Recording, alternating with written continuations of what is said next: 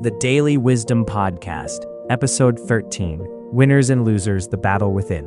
Inspired by Richard C. Halverson, reimagined in the voice of Aaron M. Montag. Hello, my friends. I am Aaron Maxwell Montag, and this is the Daily Wisdom Podcast.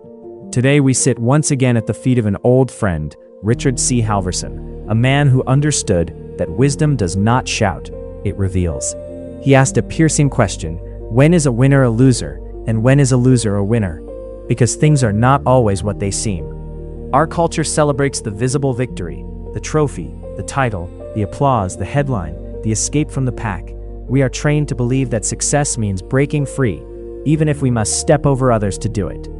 But one wise voice once said, "Your dream is too small if it only includes you." Let that sink in, because a victory that isolates you is not victory. It is abandonment disguised as achievement. Halverson reminds us that competing against others is not the great contest of life. Competing with yourself is the big one. Alexander the Great conquered nations, yet history whispers that he could not conquer his own impulses. So what is a winner? A winner is not the one with the most victories over others.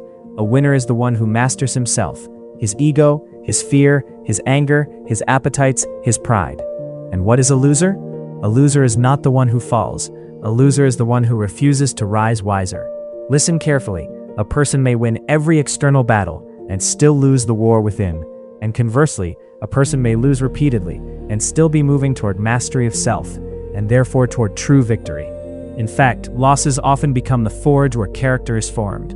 Because winning can intoxicate. Winning can make us proud, arrogant, independent in the worst sense, detached from God, detached from people, detached from humility. Winning can make us cruel without noticing it. But loss has a way of bringing us back to truth.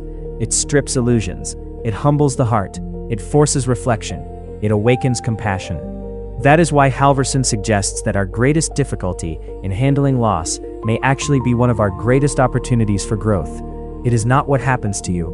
It is how you handle what happens that determines who you become. And then comes the ultimate wisdom, not from a philosopher, but from the Master himself. Jesus said, "If anyone will be my disciple, let him deny himself and follow me." Luke 9:23.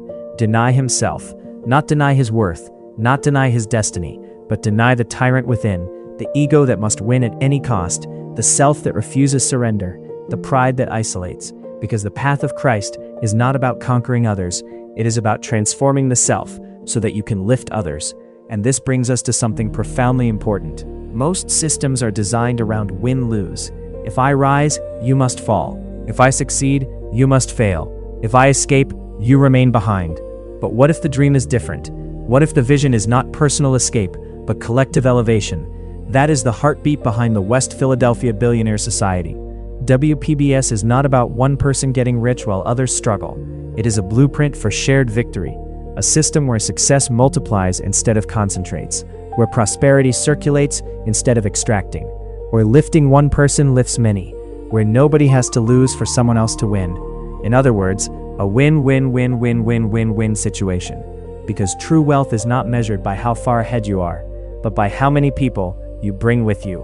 My friend, imagine a community where thousands move forward together, where children grow up expecting ownership instead of limitation, where returning citizens find pathways instead of walls, where dignity replaces despair. That is not a fantasy. That is a different definition of winning. And perhaps the greatest victory of all is this: not conquering the world, but conquering the impulse to leave your people behind. So today I leave you with Halverson's wisdom, refracted through the lens of our time. You may appear to be winning, yet be losing yourself. You may appear to be losing, yet be building unshakable strength. And the highest victory is the one that enlarges not just your life, but the lives of others. If this vision resonates with your spirit, if you feel that quiet stirring that says there must be a better way, I invite you to explore it further. Visit mx3motivationalbooks.com. Learn, reflect, share, discuss. Because wisdom is not meant to be stored, it is meant to be distributed. And remember, you do not have to win alone. You were never meant to. Closing blessing. May the God of all wisdom guide your steps. May Christ strengthen your heart. May the Holy Spirit grant you mastery over self and compassion for others. And may your victories become bridges that carry many across. I am Aaron Maxwell Montag, and this has been the Daily Wisdom Podcast. Go forward in wisdom and bring somebody with you.